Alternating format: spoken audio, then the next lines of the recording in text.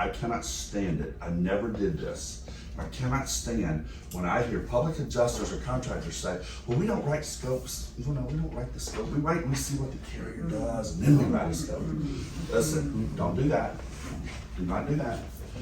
That is the lazy way of doing it. What is the obligation of the insured? To do what? Show the loss. Assist in the investigation of the claim. What is the scope? Your estimate. It's there. This is the damages. This is the loss. This is the damages. This is how much it's going to cost. That's your assistance. What's the photographs that you're going to do? Your photograph their reports? obligation. That fulfilling that obligation. It's not your. It's not our obligation. It's not the policyholder's obligation to investigate the loss. It is the carrier's obligation to investigate the loss. Now, let me say this because I always get hit with this afterwards, so let me clear it up now. It doesn't mean it's right. It doesn't have to be right. There's nothing that says that they have to do it right. Is there? Nothing. So they can screw up the investigation all they want, because if they screw it up, what happens? Works in your favor. We win. We win. And the policyholder is now subject to what? Come on, guys, you gotta help me. Bad faith. Bad faith. Trey, you guys are gonna get to see Trey today. Ask Trey about his bad faith case on his mobile home. They ponied up 80 grand. Just ponied it right up. Just 80 grand. You wanna know why? Because he didn't investigate the loss. Trey caught him. He caught him red-handed. All right? So, you have to understand the duties and the responsibilities of each party, right? And if you understand those duties and responsibilities, you stop with all the stress. There's no stress then. You say, okay, look, policyholder, these are her obligations. Let's make sure she's doing what she's supposed to do. Carrier, here's your duty. We're gonna let you do it. Come on out. When you wanna do it, who you sending? What's the St. Bernard's name? Does he like milk bones? We got milk bones in the refrigerator. Come on, bring him on. Let them do their thing, and then they'll issue some type of a coverage determination. And at that point, that's when you go to work, right? That's when you start going to work. The other thing I want to make sure you guys are doing, I cannot stand it. I never did this. I cannot stand when I hear public adjusters or contractors say, well, we don't write scopes. You know, we don't write the scope. We see what the carrier does, and then we write a scope. Listen, don't do that. Do not do that. That is the lazy way of doing it. What is the obligation of the insured? To do what? Show the loss. Assist in the investigation of the claim. What is the scope? Your estimate. It's there. This is the damages. This is the loss. This is the damages. This is how much it's going to cost. That's your assistance. What's the photographs that you do when you do your photograph reports? That fulfilling that obligation, right? So we have a case right now. Let's go into trial because we have a public adjuster. Not very smart on her part. She never sent an estimate. She never sent any photos. She never sent any documentation. Carrier issued a coverage determination, denying claim. Sent it over here to us, and now she wants me to be David Copperfield. Well, guys, You've done it in the past in her defense. well, I have. I have. And I'm probably going to do it here too. You know why? Because I'm good. But that doesn't mean it's not hard on me, all right? It's harder on me. Just do your job the way you know to do the job, and everything winds up working out in our favor. Why? Because the carrier, what? They owe, right? Listen, I know you, Peter, we worked a long time together. You are not going to come out here and bring me some bullshit claim. Michael Scrodado, Megan Van, worked with you guys a long time. You ain't gonna bring me some bullshit, right? All right. Don't, but these other ones do. And then they expect me, and then when I can't do it, what do? They blast me all over Facebook, you know, and everything else. Listen, just do what's right, do it in the order you're supposed to do it, and I promise you it'll work out. It always works out. Have I ever had a claim of yours that didn't work out? Nope. Ever had one of yours that didn't work out? Ever had one of yours that didn't work out? All good. All right, all good. No. Mr. Randolph Love over there, same thing, right? Yeah. All right, so, but we have all these post-loss obligations, and we need to understand what they are. We need to understand why they're so important, and why every contractor and every public adjuster needs to understand this breakdown, this mindset, all right? And if you do that, what you're gonna wind up with is when you go out there, you're gonna find you're just walking, you're just going through the motions now. It's like click, click, click, click, click, click, click, click, and you're just doing it. And it's gonna get easier for you. It's gonna get a lot easier when you start doing this. All right, there are duties that an insured under the policy has after a loss. The homeowner's policy will have specific duties assigned to the insured who suffers a loss. So, how many of you do commercial losses? Listen, these policies are putting some crazy stuff in them now. They're getting ridiculous. So I want you to listen to me. Don't go with just what we have. You have to look at the policy. You have to read those duties. You have to know what they are. All right?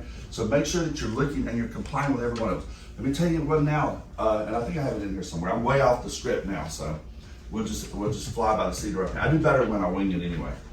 One of those duties that they're now putting in the policies is this 180-day provision. How many of you seen the 180-day provision? How many of you got screwed on the 180-day provision? To the tune of $3 million. One case. Condominium Association in South Florida. Now granted, I didn't become involved in the loss till 2.5 years later, but my client didn't follow the duties after the loss with the 180-day provision, and they got screwed $3 million.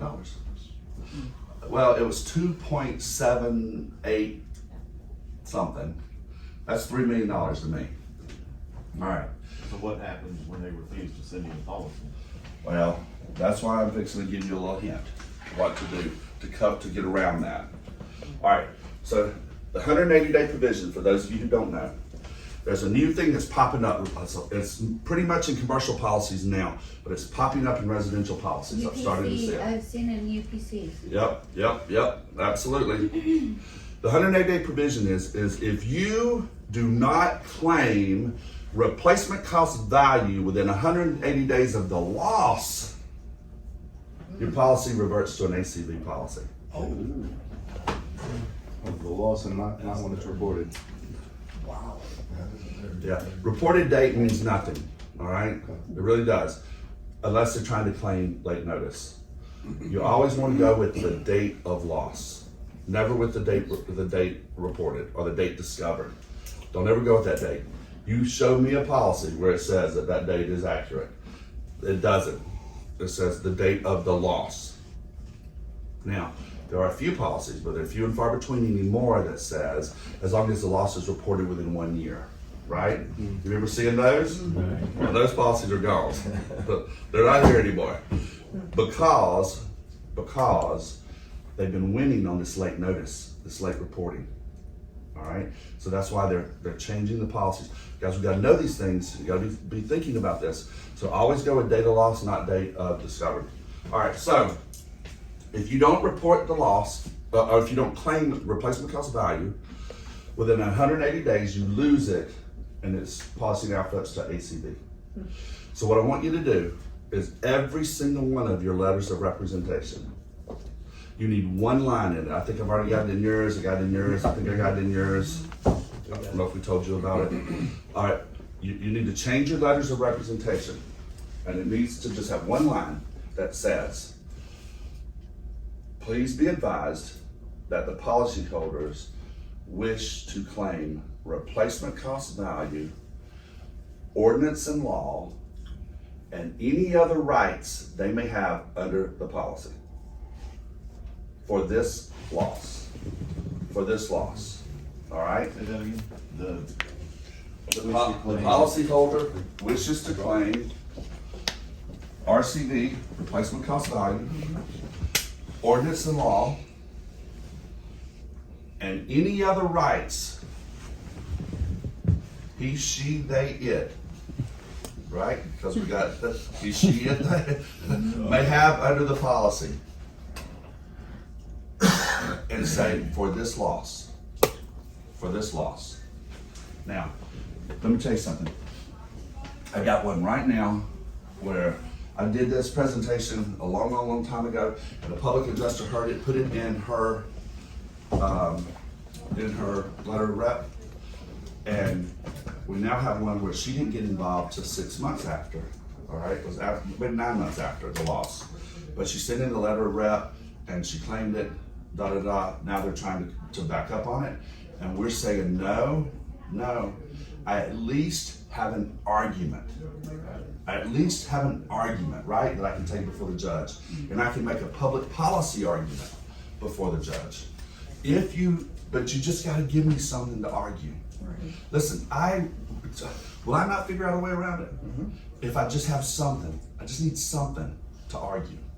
So put that in your letters of rep today, and it will help you protect you, and it'll help protect your client. Why? Because if you go past 180 days and you didn't look in the policy, and you didn't know about it, and the policy flips over, what's the client going to do? Who are they coming after? Hey, how are you? Come on in. Probably you, because you are you're the professional. All right. So I just saved you on your errors and omissions insurance. All right. You got to refer to the policy. You got to figure it out. Non-compliance with such duties could delay payment of your claim, and failure to comply with post-op obligation can result in denial of the claim. So these are just some of them. All right. Let's submit to the examinations under. That sucks terribly. Produce the records. All right. These are a couple policies. We'll just push through them because I want to get to the law. All right. So. Under Florida law, not complying with post obligations may be a material breach. Now let's talk about this. I told you I was going to teach you first semester law school contracts. There's several different types of breach, all right?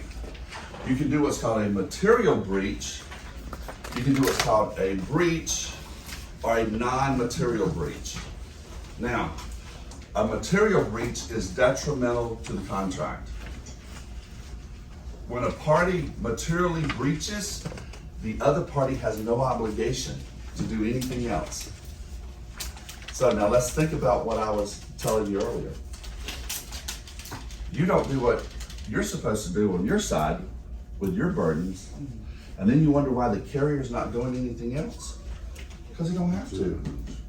Because it's a material breach of the policy, and it may be fatal to the claim and grounds for what? For what? All right. I know that's strong, isn't it? Yeah. But it happens. It happens all the time, and it can happen. But you need to just know this, right? So that you can prevent it. It's preventable. It's easy to prevent. This is the Hamill case. It was the appellate court out of the 4th DCA. All right. Let's talk about prompt notice, because that's been a big issue right now. As a matter of fact, Donnie had a hearing yesterday on prompt notice. I want y'all to ask Donnie about the prompt notice hearing he had. It sort of went our way, and it sort of didn't.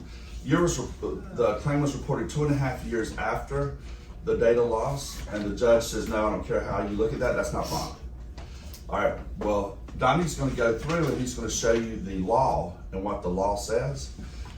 But when he does, you'll see the judge didn't necessarily follow the law yesterday. Because in his mind, 2.5 years was not prompt, period, wasn't prompt. But what he did do is he says, but I'm going to make the carrier prove that they were prejudiced. And if they can't prove they were prejudiced, then Donnie, you win. All right? So that's where we are on that one. So, notice of the loss. This is what a Hartford policy says.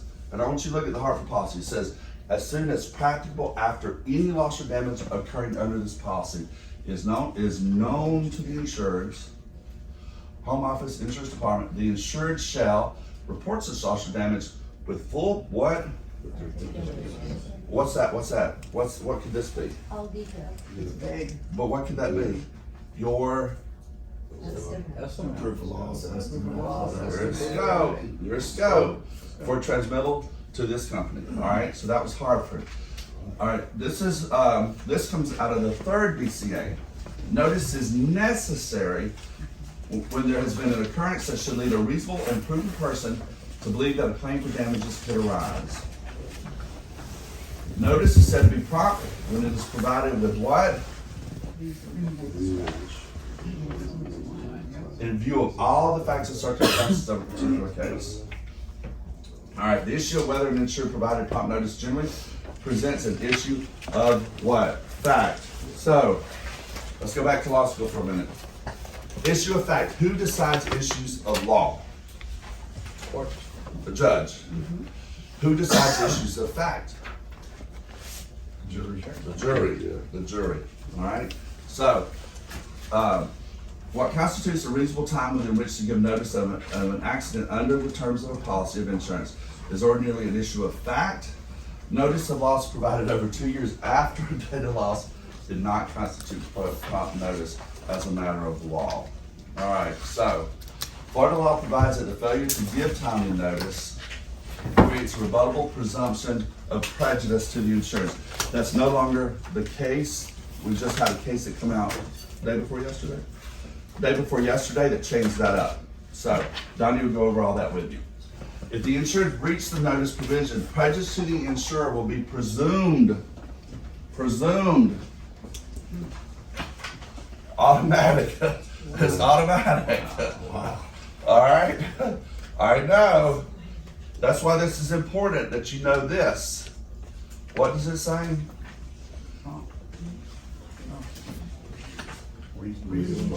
But what? All the facts and circumstances of a particular case, right? So when you're out there and you're looking and you go up to a house, you go up to a loss, and they say, yeah, we saw this thing happen like 9 months ago. Yeah, but we didn't do anything. What do you need to do with that loss? Walk away. Come, you die, tell it. Unless you can figure out a way around it, right? Because if they tell you, but we fixed it and it came back. Open door. Now we got something to argue, right? All right. Just need something to argue. All right. So, Florida law provides that the failure to give timely notice creates rebuttable presumption of prejudice to the insurer. If the insured breaches the notice provision, prejudice to the insurer will be presumed, but may be rebutted. All right. So how do we rebut it? What happened yesterday? That the insurer has not been prejudiced. All right, the determinations of whether the notice provision was complied with and what reasonable time under the surrounding circumstances are questions of fact. So in order to prevail on a late notice defense under Florida law, you need to find that in your books. Find that in your books and highlight that up. Put a big star by that. You need to know that. Why? Because when you're out there dealing with your clients, these are questions you need to be asking. You should be asking these questions so that you can help put this claim from the beginning into a good light in case it comes legal. All right, so in order to prevail a late notice defense under Florida law, a party must show that there are no genuine issues of material fact regarding. So here they are. What the insurance policy required with respect to notice. So what do we got to do? Read the policy. When notice was provided within the meaning of the policy in Florida law and whether the notice was timely and whether prejudice exists either by operation of a rebuttable presumption or otherwise. So how would a insurer loss was reported 2.5 years after the date. Insurance company claims prejudiced, late notice. What facts could happen that would show that they were prejudiced? Repairs already being done. Repairs being made. Yeah. What else? And no repairs were being made. Right. Too. That probably would help them, Yeah. right? Because what is the roof? It's evidence, right? So if nothing was done, then the evidence has still been preserved. Repairs, that's tearing up the evidence. Top over the roof. A tarp could be, unless the tarp was used for mitigation. because that's an obligation, right? Yeah. That's an obligation. So, getting bids. Oh, I've had 5 roofers come out, and I had 5 roofers get up there, and 5 roofers have told me something else. You're the 3rd public adjuster. My husband went up there twice.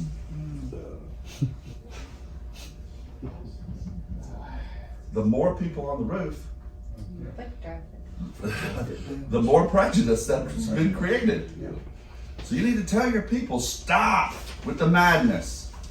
Don't put anybody else up on that roof. Nobody goes on that roof unless you clear it through me. All right? Let's don't give them this rebuttable presumption. So, under Florida law, the insurance failure to provide timely notice of a loss in contravention of a policy provision is a legal basis for the what? Of recovery under the policy. So that means we lose. But these are factors that the court is going to consider. These are questions you need to be asking, so you need to start this page, put some stars by it, highlight it up. When did the insured first discover or learn of the loss? That should always be your first question. Right. That's a given for you. The amount of time that passed after the insured learned of the loss, the level of diligence the insured exercised in determining if the claim might fit within one of its policies. What could also this be? Mitigation, right? This would be mitigation. And the level of the insured sophistication. All right, insurance policies have provisions stating that the insured has a duty to cooperate. Duty to cooperate. Now that's what we were talking about earlier. You cannot prevent them from sending that adjuster out that you hate. That engineer that you don't like because you know he's gonna write a negative report. You gotta let him come. I want them people. Please. Please come on. Yeah. Help me make some money. That's exactly right. Yeah, but you'd be surprised at the number of people that refuse to let them come out. And when they do that, it causes so many problems, all right? So that's called the cooperation clause of the policy, all right? I told you every clause has its name. That one's called the cooperation clause.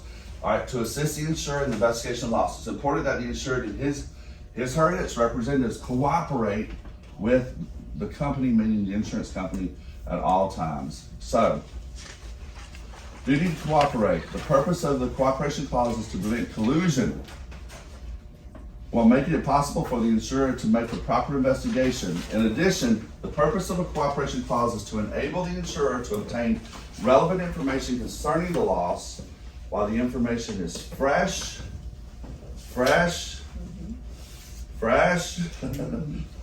to enable it to decide upon its obligations. What would that be? Extending coverage, right? That's extending coverage. And to protect itself from what?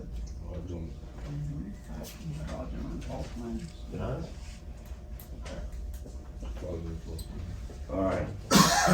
Accordingly, a cooperation clause requires honest cooperation and telling the truth.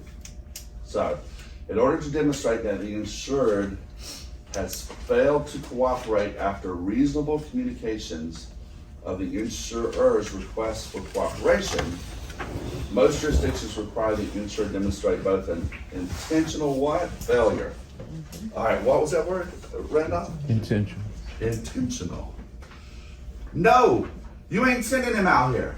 We're gonna kick him off the roof. Is that intentional failure? All right, so when you see these guys doing this on Facebook, you need to say, dude, no, let them come. You need to cooperate. You have an obligation to cooperate. We know they're a bunch of jerks. They're hired guns, but you gotta let them do it, all right? An actual prejudice to the insurer's interest. So, examination is under oath. Now, Al is going to go into pretty deep with you about EUOs today. And you're going to learn a lot about examinations under oath. And you're going to learn, because these policies are now requiring public adjusters to sit for examinations under oath. How many of you have sat for one? Yeah, they suck, don't they? They I suck. ain't going. Yeah, well, we had one in here for a water loss that was about as simple of a claim as you could have ever asked. I mean, it was just, they had video, They provided the video. It was a simple water loss. Nothing fancy about it, nothing complicated about it. We have a defense attorney in South Florida who's hell-bent bound and determined he's gonna make something out of it. And he put both the insureds under examination oath 8 hours for a simple water loss. A simple, non-complicated, straight to the point. The pipe busted, we saw it bust, we hit the video on our phone, we stopped it from leaking water everywhere, and we gave you a call the same day.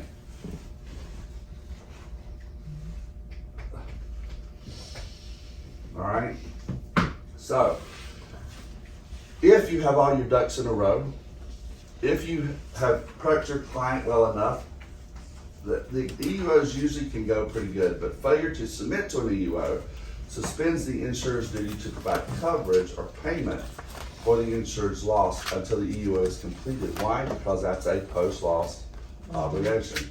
All right, so an insured's refusal to comply with a demand for an examination under oath is a willful and what?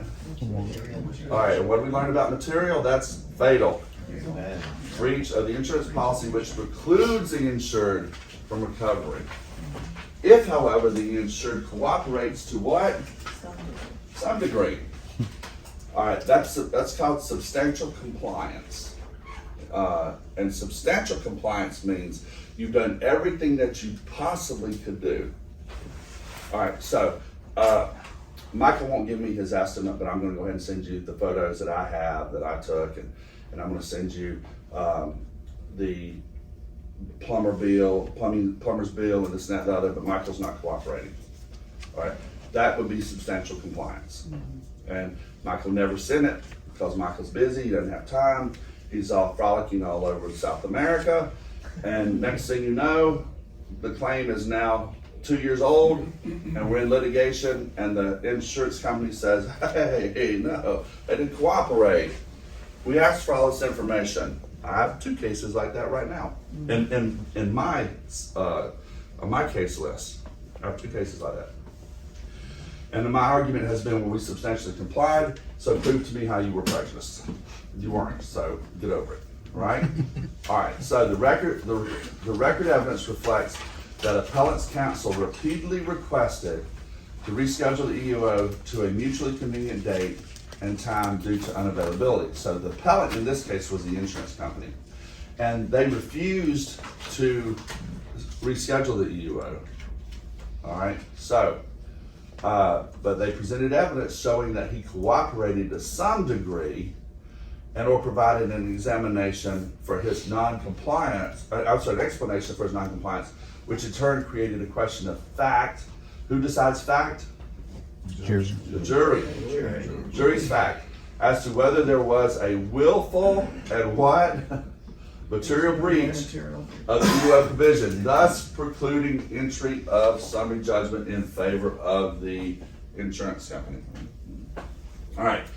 Never, ever, never, ever let a client do an examination under oath without an order. Don't do it.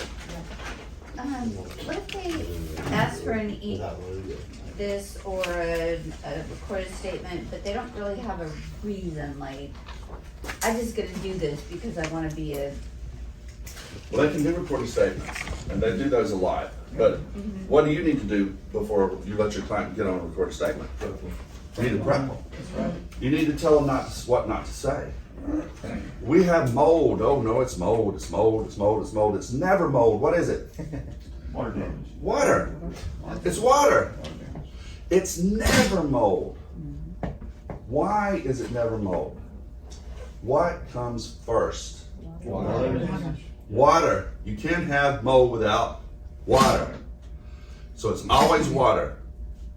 After you get the water, what do you go back and get, Peter? The mold. You go back and get the mold. Right? How many times does that happen with you and Donnie? All right, that's right.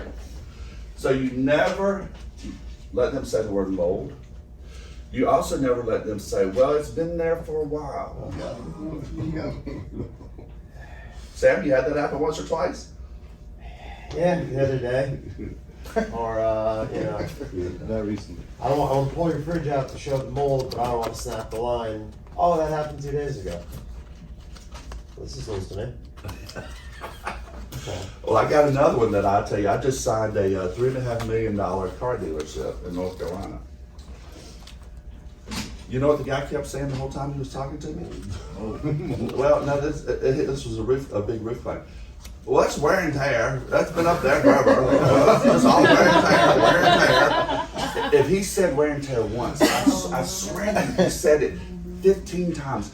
And finally, my face was getting red, and Trey put his hand on my hand, and he said, "Stephen, don't do it. Just don't do it. Now's not the time." Don't want more. Yeah. Stephen said, just sign the loss. Just sign it, and then we'll deal with it. Just sign it, and then we'll deal with it. But that's all he said. It's wear and tear. It's wear and tear. Who told him it was wear and tear? The insurance company. Insurance company. And so what did he do? He bought it. He bought it. Well, I'm never gonna get paid. It's just wear and tear, wear and tear. Listen, let me ask you something. I put on a roof today, a brand new roof on my house. 24 hours later, do I have wear and tear on my roof? Sure, Of course you do. sure. Is wear and tear paid for under the policy? We're not filing for Absolutely, it. yes, it's paid for. Yes, it's paid for. All you need is what? All you need is what? A loss. Damage. You see, damage. I don't care if the roof is 100 years old and it's 3-tab shingle.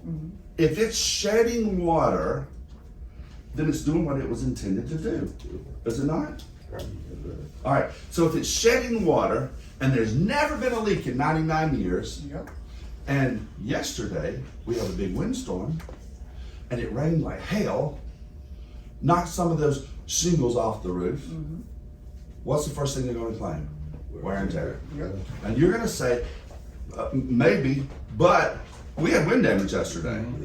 And this roof was performing the way it was designed the day before. So therefore you owe for the claim, right? All right, so wear and tear. Don't be afraid of wear and tear. Use wear and tear to your advantage, and you flip it around on them. Flip it around on them. It's I don't care about wear and tear. I'm not making a claim for wear and tear. We did not make a claim for wear and tear. We made a claim for wind damage, and we have evidence that there was wind damage yesterday, and therefore wind damage is covered under the terms and conditions of this all perils policy, and you owe. So pony up, baby. Right? What if it was a water loss, cast iron drain line, and they denied it because of wear and tear? I'm excluded. No. They denied, not the pipe, but, Everything else. yeah. All right, Trey is going to go over water losses with you, and he is going to show you in the policy how to use that. I love water. You're gonna love Trey. That exact thing that you just said, that exact thing he's going to show you in the policy, how to flip it around and use it on them and you get paid every time. Made a mistake. All right, so you got to get a lawyer. Don't do these examinations under oath without one. We do them for free. We do examinations under oath for free. The only thing we ask is when they don't pay you, that you bring the claim back to us. All right, just bring it back to us.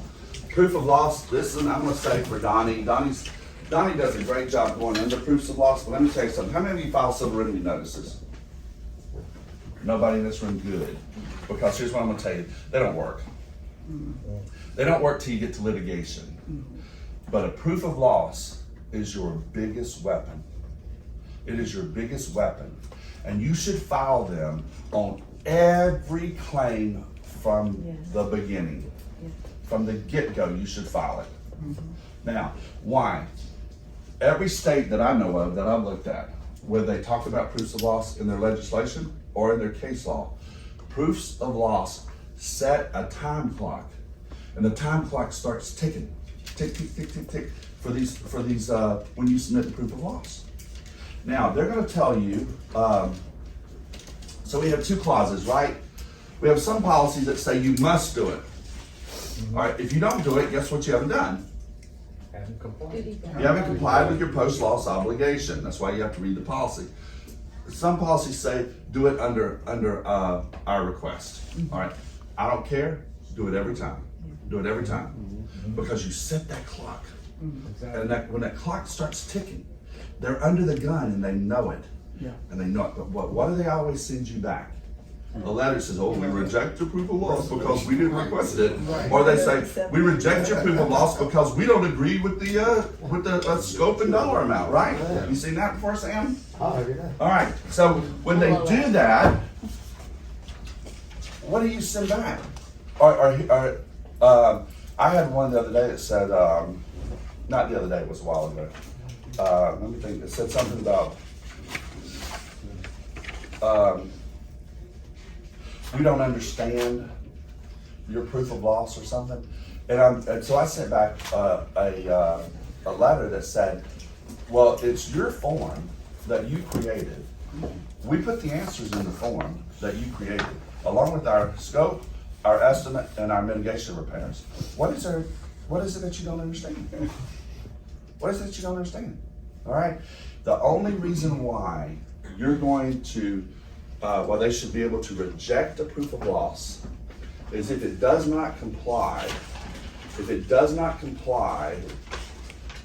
with, and it doesn't have all the information, it has to be technically deficient. Technically deficient. So that means instead of putting in a number, you put in TBD. You can't put TBD in there, guys. All right. You got to put a number in. You got to put an answer in. You can put NA if it's not applicable, but it better not be applicable. All right. You can put something in there. We had a public adjuster, and I think it may have been you guys, Peter, where they didn't have the policy. The carrier would never provide the policy, and we needed to send in a proof of loss. So what we did was we put in there in the provision where it says something about this particular proof of loss, ask for policy language and stuff. So what we had put in, having put in there was unable to provide as carrier has never sent in policy. Has never sent policy. All right, just something short and sweet. I can't provide it because you didn't send it to me.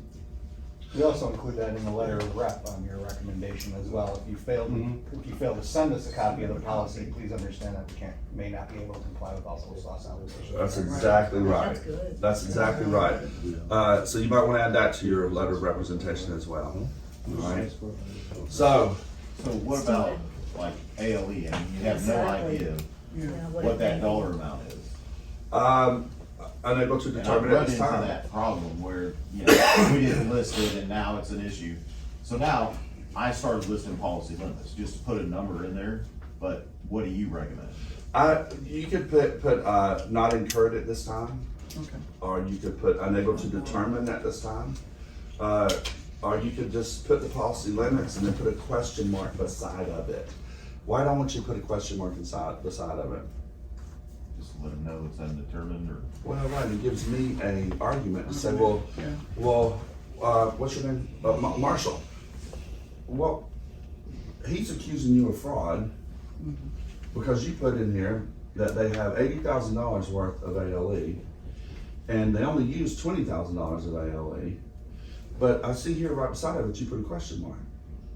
Well, did you put that question mark there, Marshall? Yes, I did. Why did you do that? It's questionable. I didn't know. Mhm. All right, so now what do I have?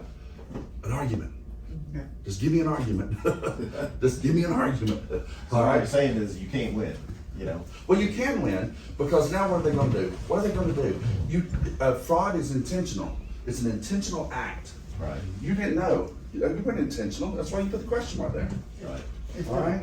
if there's more damage that is incurred after your current proof of loss, does a second proof of loss cause the time to recur?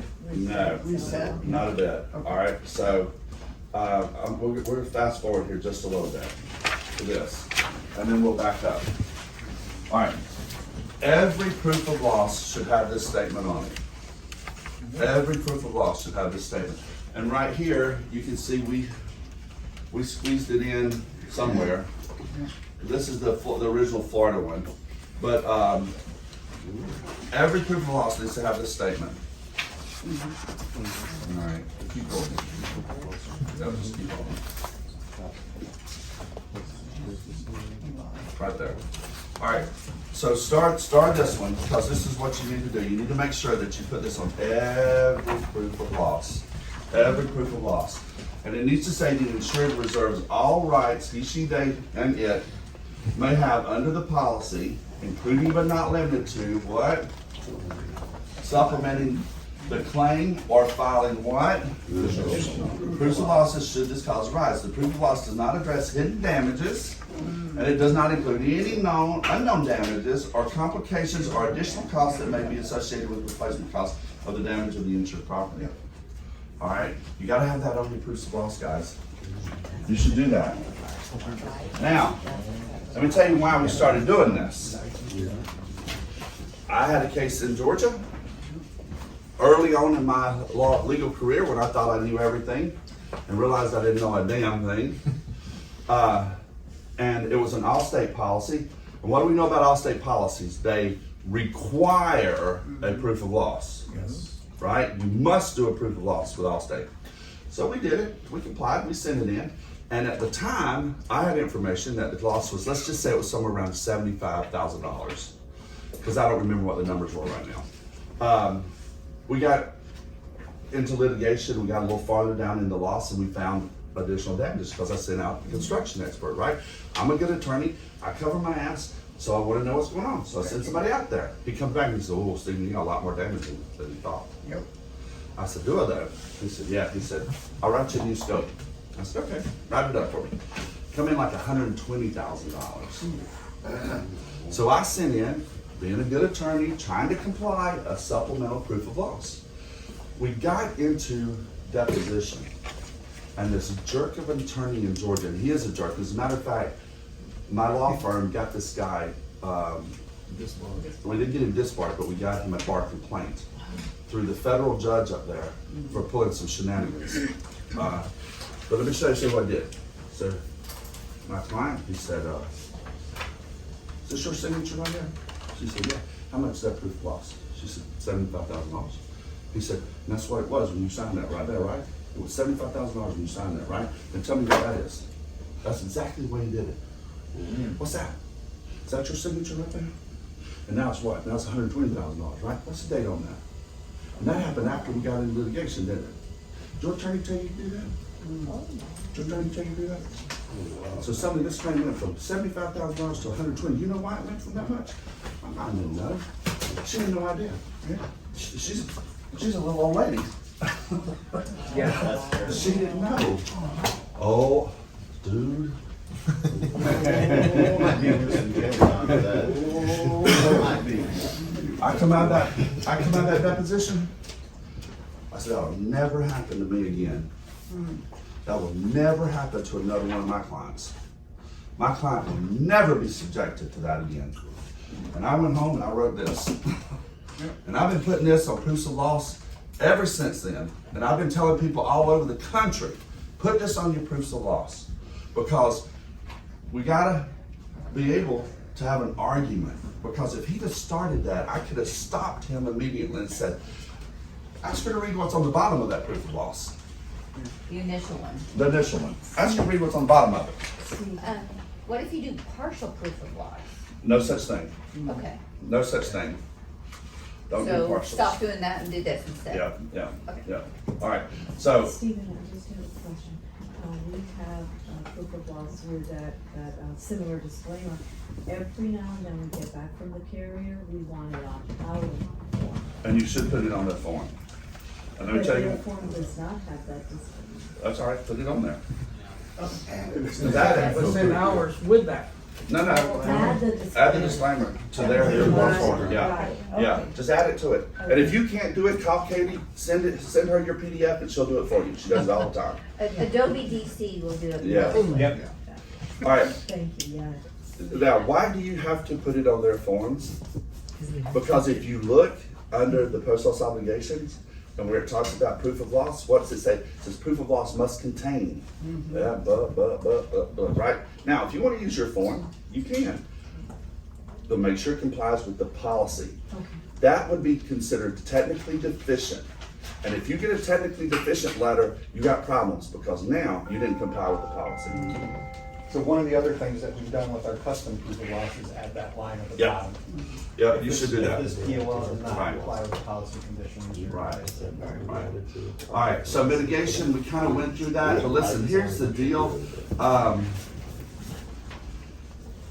The duty to mitigate stipulates that the insured must take what?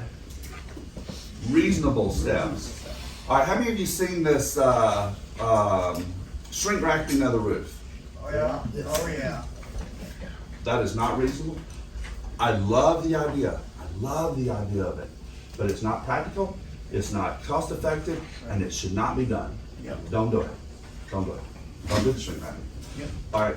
Number one, carriers are beating up the prices and they're calling fraud on it. Number two, I have one right now that's been shrink wrapped. The first time they did it, they charged $35,000. We now have it's in litigation. We now have a second inspection with an engineer and the insurance company's adjuster. They want $10,000 to take it off and another $35,000 to put it back on. Yeah. Oh, And the carrier is looking at me and going, No. no. That's more than the claim.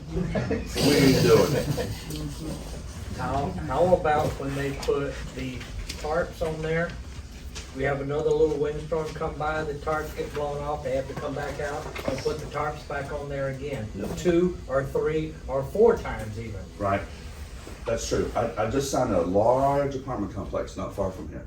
And they have 17 buildings and every building has 8 or 9 tarps on it. Yep. They're still having leaks. All right, I was a roofer, so I like to do what's called a permanent temporary repair. Fill and stick. Fill and stick. All right, do it. Use fill and stick. Get rid of it. Stop it. Be done with it. Who cares, right? We comply. It's over. We don't have to worry about it. We don't have to worry about arguing. When we have to go back out there for second and third inspections, we put an engineer on the roof. What do we have? We have accessibility. We don't have to worry about getting the tarp off, put back on. And you don't have to be caught between the roofer and the homeowner and the insurance carrier about paying for all these tarp prices, right? Now listen, I like tarps. Tarps have their place and they should be used. But if it's a roof and they're not paying it and you see it's gonna go on and they're still having damage, do a permanent temporary repair. Put the fill and stick on. But if you do that, then you're covering up the damage, and you can't heal it all. So, you know, What, are you covering the damage? So how can you not cover up the damage, Marshall? What? I mean, ultimately, you can use tarping, you can use, But if it's documented properly. Photos. Yeah, take pictures of it before you do it. Just take pictures of it. That's all you need to do. You good to go. All right, look, now, this is law, people. This is law. The insured must reasonably believe that mitigation was necessary owing to the what? Perceived. All right, you need to highlight that page and go back and look at it. I'm getting told to wrap up, so I'm wrapping it up. Mitigation is paid under the claim, but only at a reasonable expense. They don't know this $80,000 for this shrink wrap. They're not paying it. All right, according to satisfaction is never, ever in Florida. It is in other states. So be conscientious of that if you work in other states. And this one, I want you to look at this and read this because we're seeing this in policies pop up all the time. We talked about it earlier, this 180-day provision. This is an example of it. All right, so also watch the suit against us provision.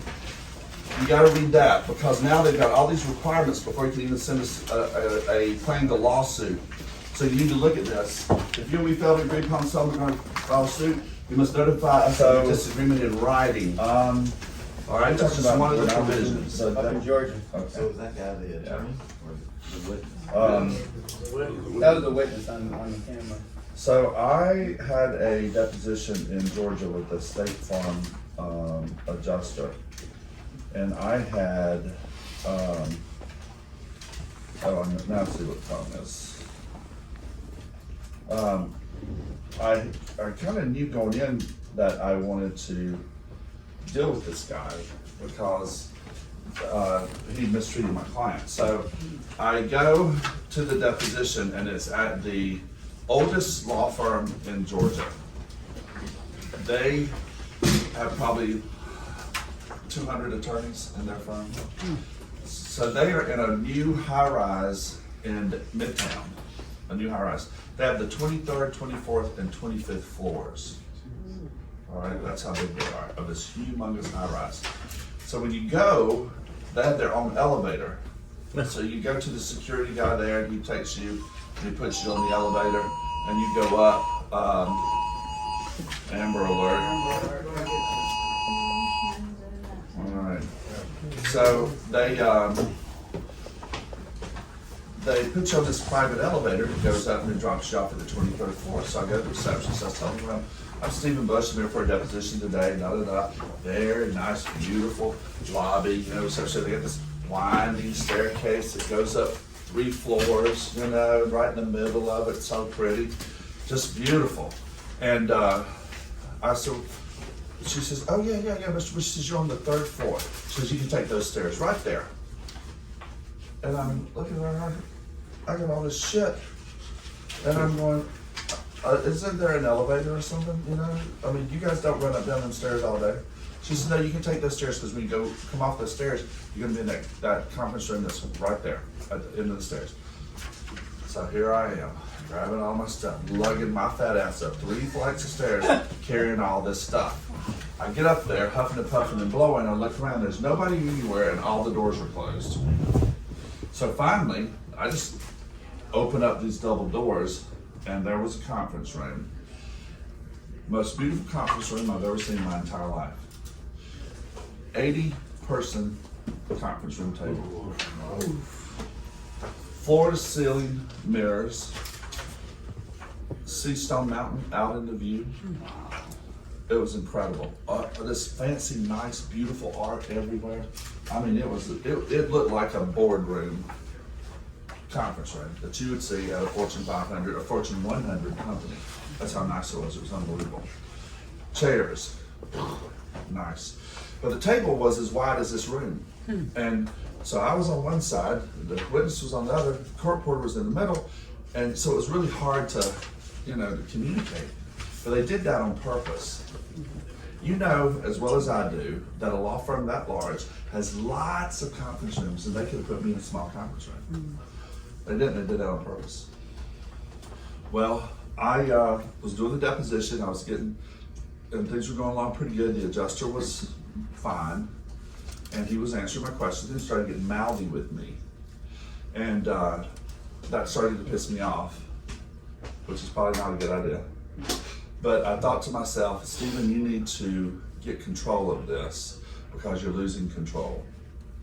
And so I stood up and I asked him a question. And when I stood up, everybody looked at me and I was like, stand up. So now it's me and 4 lawyers. Me, 4 lawyers, and the witness. And I'm asking him a question, and he answers. And I step back and I turn around and I go to the wall of windows and I'm looking at Stone Mountain. So I start asking him questions like this with my back to him. And way down there on the other end was a drink station. So I start walking towards the drink station and I'm asking questions as I'm walking with him behind me. But I'm getting louder and louder with every question so he can hear me. Everybody's eyes are on me and I know it because I can feel it. I just feel them staring me down.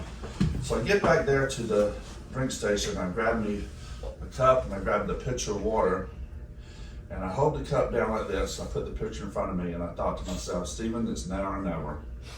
So very loudly and very slowly, I poured the water into this cup.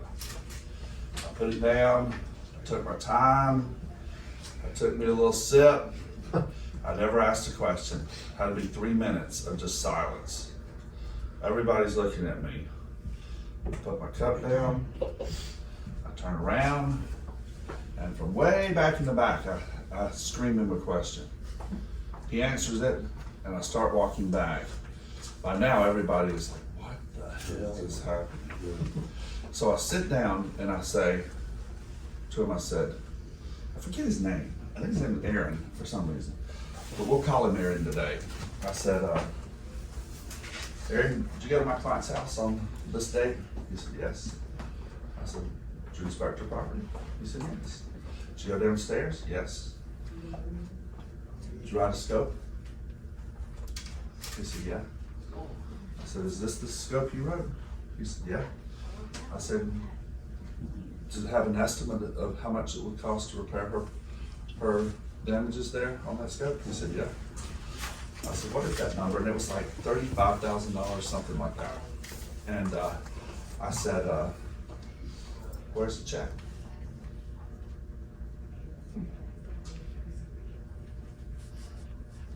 It was silent, just like this. I said, where's the check? He didn't say anything. I said, you were responsible, and you've admitted earlier on your testimony that you were responsible for making sure that she got the check. She didn't get the check. Why didn't she get the check, Aaron? And he said, because I didn't think she deserved it. You're up, Master.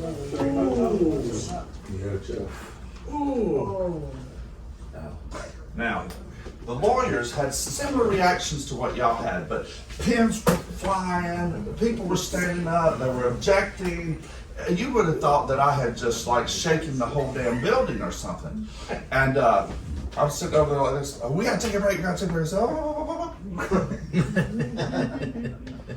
No breaks, boys, no breaks. Well, they just walked out. They just walked out. And come back and said, deposition is over. I was like, well, no, I'm not done. Yeah, we're done today. We're done. We'll give it to you, whatever. We'll reschedule, we're done. So the deposition's over, so I gathered up my stuff and I took my little fat ass on out of there. Well, 2 days later, I got a call from me, said, let's go to mediation, let's mediate this case. You know, we'll mediate it out.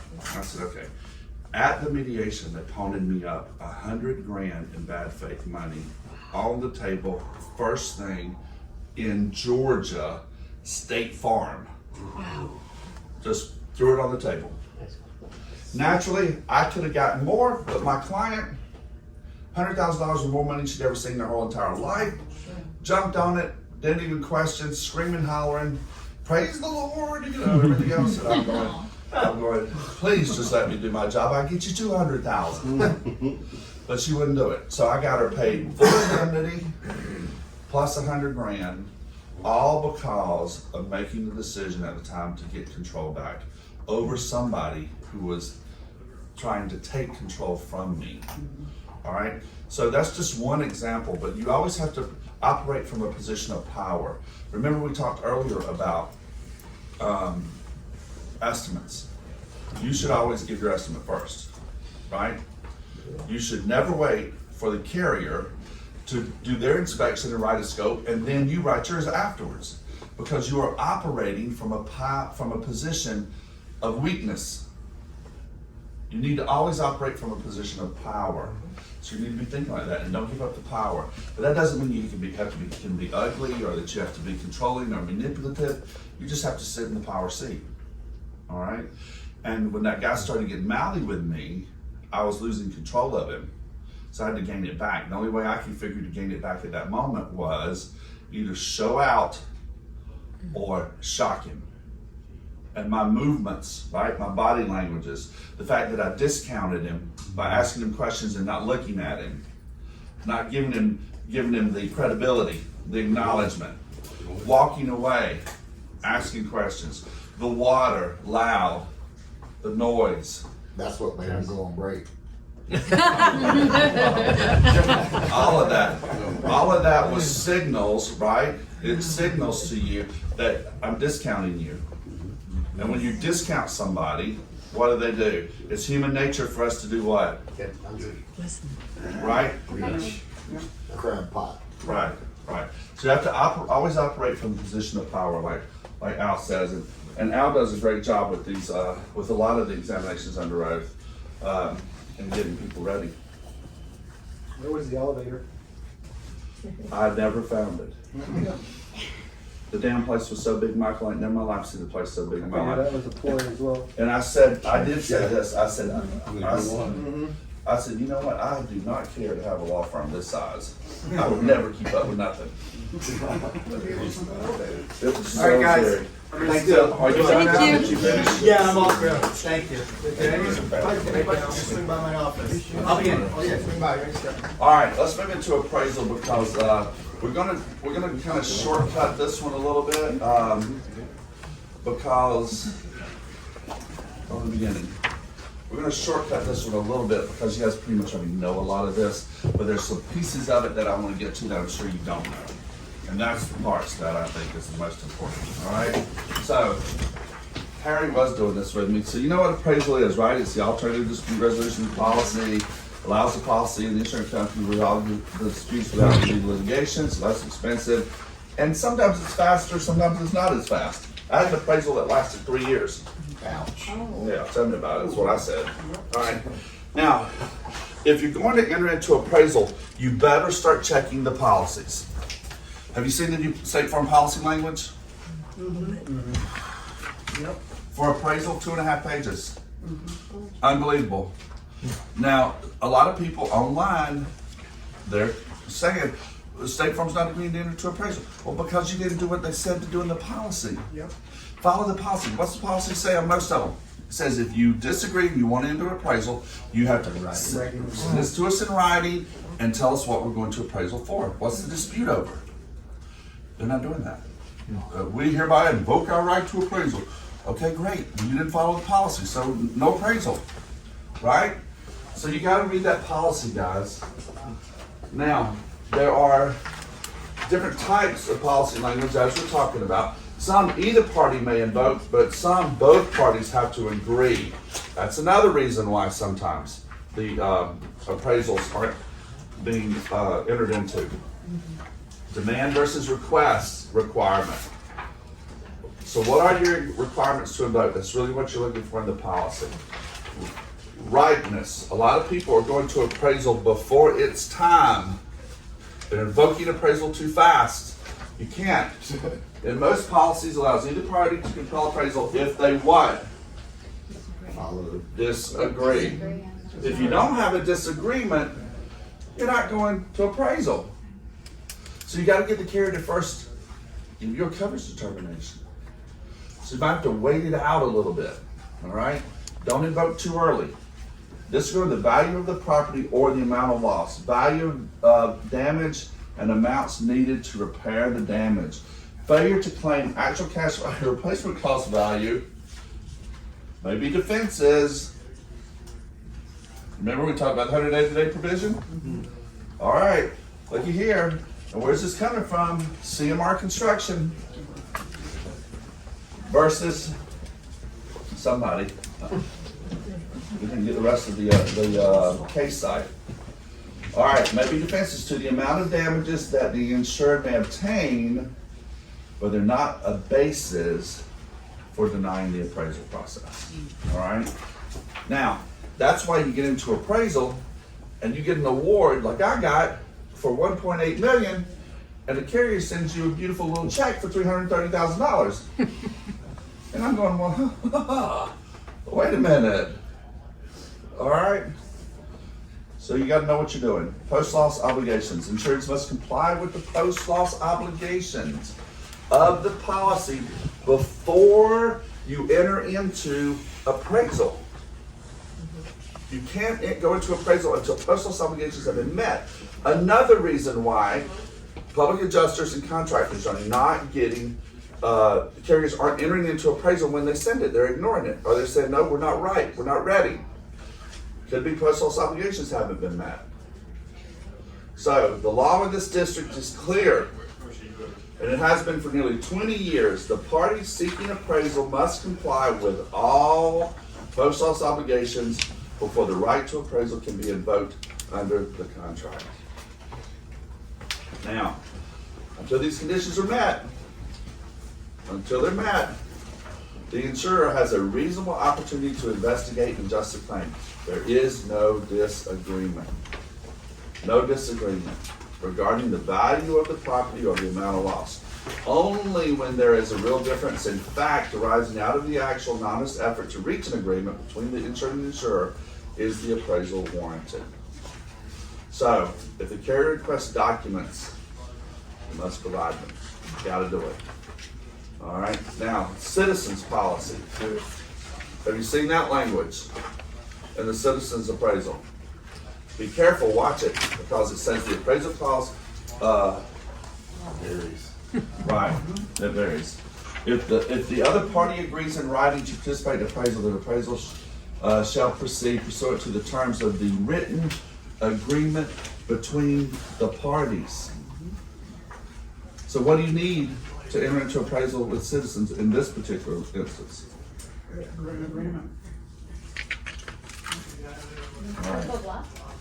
No, it's probably be some type of a memorandum of appraisal, all right? So, the new appraisal clause requires that the parties enter a written agreement setting forth the terms of the appraisal. The court held that a written agreement between the parties was required before an appraisal could occur based on the plain language of the policy. So be careful, because citizens has their own little agreement they like to send out. And you can't agree to that. You can't agree to those terms. You need to add your own in. Check them out. So once the appraisal's been demanded, the parties are required to comply with the appraisal clause. They have to, all right? Everybody know what an open chair appraisal is? Okay. Empty chair, open chair, yep. All right. A party can waive its right to appraisal by actively participating in the lawsuit or engaging in conduct that's inconsistent with the right to appraisal. So, waiver, doesn't happen that much. Line item appraisal, also known as a delineated appraisal. Heard about that? I do not like delineated appraisals. Do not agree to a delineated appraisal award. All right? Because that's where the carrier starts striking line items for coverage, and they don't pay them. So, I have one where the policy required a delineated appraisal award, and the carrier struck almost 50% of the line items claiming coverage. But isn't that good for us? I mean, you can litigate that, now it's litigatable. Now it's litigatable, I yeah. mean, you set a dollar amount, so there's. Yeah, but it's terrible for the policyholder. Right. Yeah. And that's what it drags it out further. It's gonna be more expense. It's just not worth it. Just not worth it. So if you can get away with just a written award, do it. Now, let me give you a little key about something here. Do not ever let your appraisers put 0 in any award. I'll give you a great example, ordinance and law. Not appraised. Say not appraised. If they put 0 in there, guess what you just got awarded? 0. Careful, careful, careful. Appraisal for ordinance and law costs cannot occur until such time as those expenses are incurred, right? So you can't appraise them, or if you do appraise them, they're not paid until they're incurred. So, if they're not gonna appraise them, they gotta say in that, not appraised. Don't put 0. All right, so the court pointed to the Florida Supreme Court in Cabello, in which the panel held that the consumers were only permitted to recover under ordinance law for expenses that had been incurred. So what does incurred mean? You have to spend the money for it first. No, incurred, it means to become obligated to the costs or to the expense. All right, so again, this is the Cabello case. Specifically, the Florida court cited the language in Cabello that to incur means to become liable for the expense, but not necessarily to have actually expended it. All right, so that's your case. I do the citizens. Yeah. All right, so this is the important part that I really wanted to get to, because we all need to know about this. And this is coming up more and more. Thank you. This is what's coming up more and more and more and more and more. This disinterested, independent, and impartial. Now, I want you to mark these in your book. And I want you to just pay special attention to these, because you can flip this over onto the carrier. Especially if you know that you're getting the appraiser on the other side you really don't like. All right? So, the State Farm versus Sanders case said that a public adjuster under contract with the insured cannot serve as a disinterested appraiser. Cannot do it. So the prior cases were the Rijas and the Galvez case. Those all came out of the second DCA. I'm sorry, the third DCA. And the third DCA held that an appraiser could still be independent or disinterested even if the appraiser received a contingency fee. The appraiser merely needed to disclose the financial arrangement. But Sanders recedes from this. That's no longer the law. All right, so here is your law. And this is how it has transpired or morphed over the last couple of years. All right, so Sanders was the last case, and it was in the third DCA, disinterested, no contingency fee. So an appraiser in Florida in the third DCA cannot charge a contingency fee. Got it? They have to be on an hourly. And let me tell you something, do not let the hourly equal up to be 10%. If it does, you're gonna have some problems with the court. And you're gonna have some problems with me, because that's fraud. Don't do it. You have to go over it.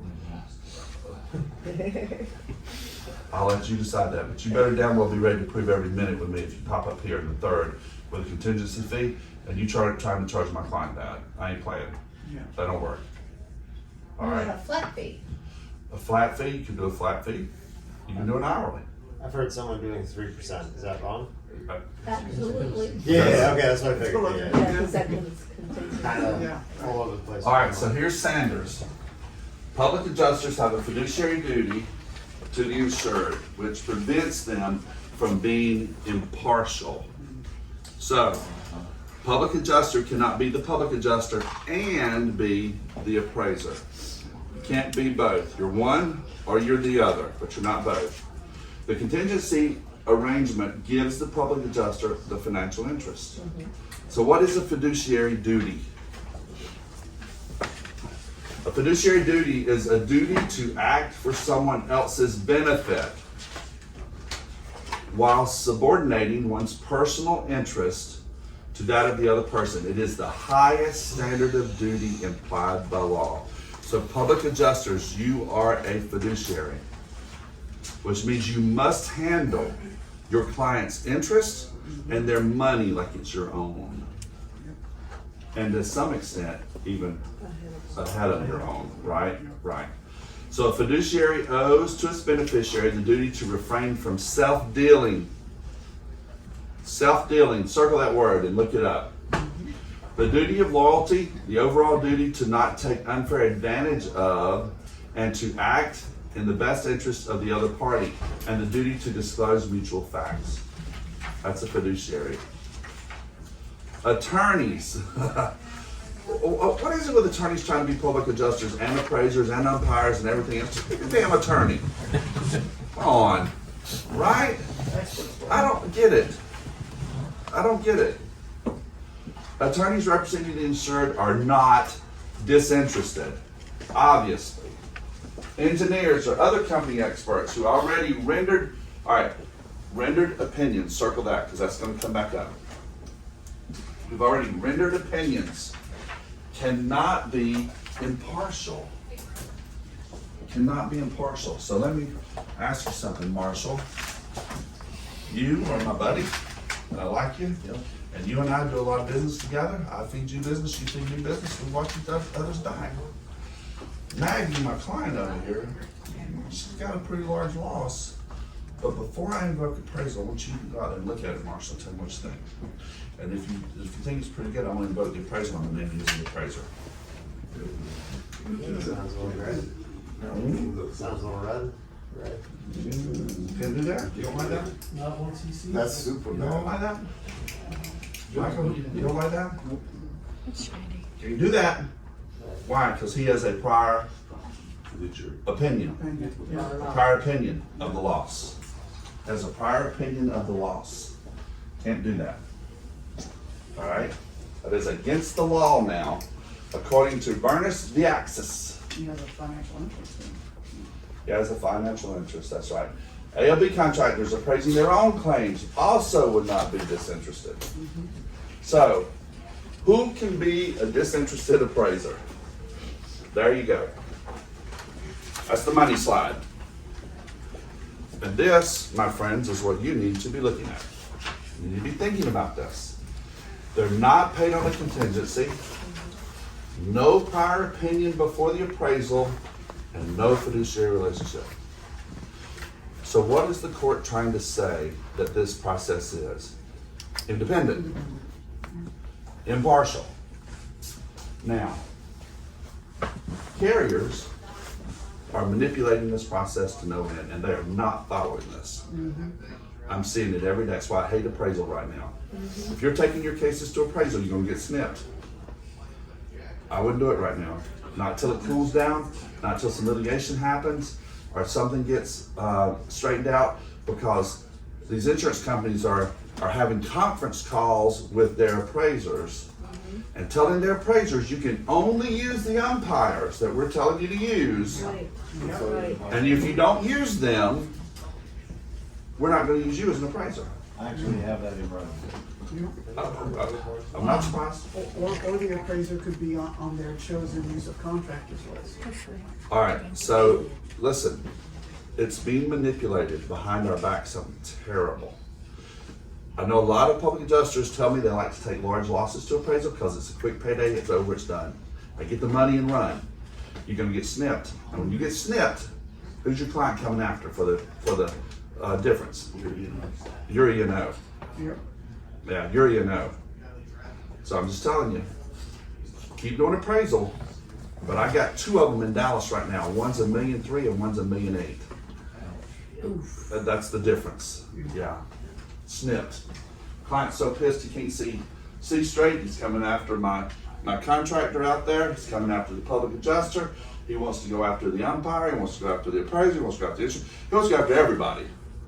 Right? And he's probably going to do that unless I intercede first, which is what I'm going to try to go out there and fix in May. I got an appointment with him in May. I'm going to try to go out there and see if I can't fix it. Can't go fix this mess. I'm telling you, I like appraisal. I used to love appraisal. I don't like it anymore. I don't like it for these reasons alone. I don't like it. All right. Is the insurer's appraiser disinterested? No. Well, the policies say that each party must choose a. Disinterested. That's what the policies, most of them say. Not all of them say. So you need to look at the policy.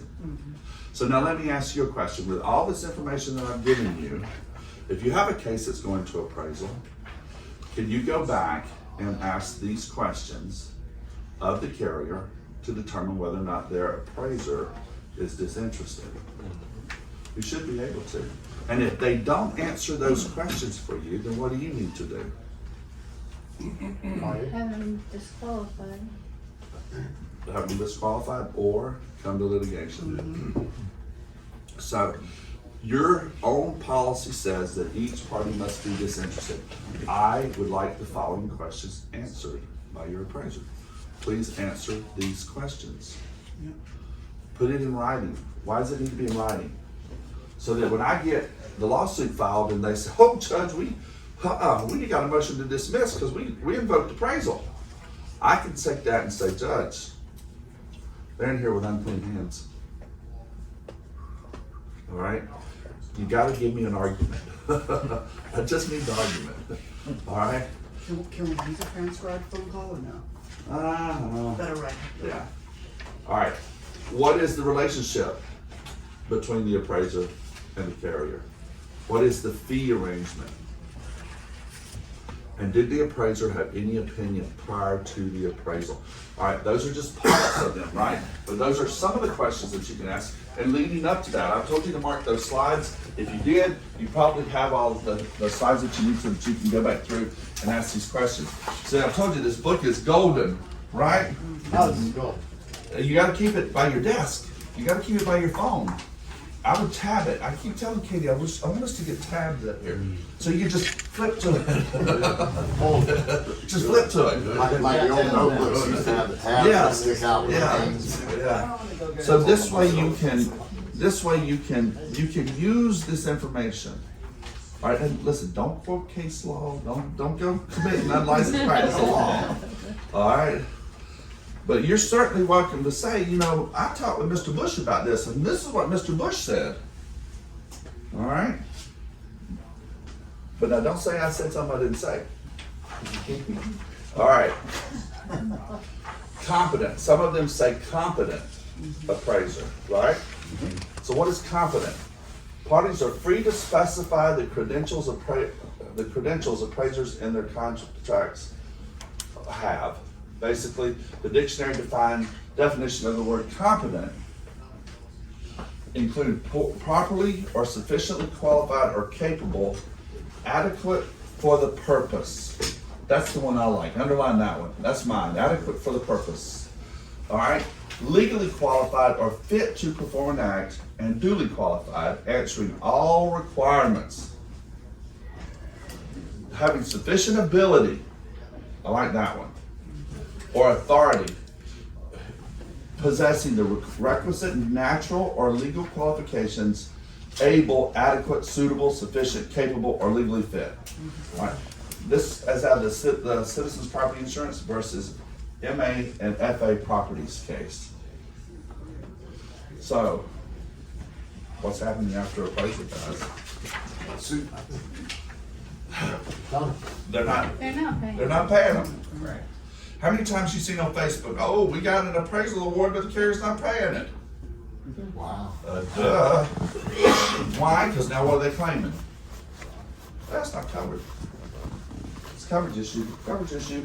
So you just wasted 6 months and $4,000 or $5,000. And guess what? You're not getting any money, buddy. You're out because we're claiming coverage. So now you got to come to the law firm. You got to try to spend all that money and then go again. All right. Or they're striking these line item appraisals awards and saying, well, you know what? I've been kind of doing an analysis of the percentage. It's ranging anywhere from 48% to 62% of what they're paying on these appraisal awards. That's what they're doing. All right. So was the award timely paid? Possible consequential damages for failure to timely pay. And then whether or not we have a bad faith lawsuit. Now in Florida, what I can tell you in Florida is a civil remedy notice must be in place prior to the appraisal being invoked. If the civil remedy notice is not in place prior to the appraisal being invoked, you have to wait 60 days after the appraisal. I know, it kind of sucks, but it is what it is. All right, so that's the quick, fast, and down and dirty on appraisals. Any questions?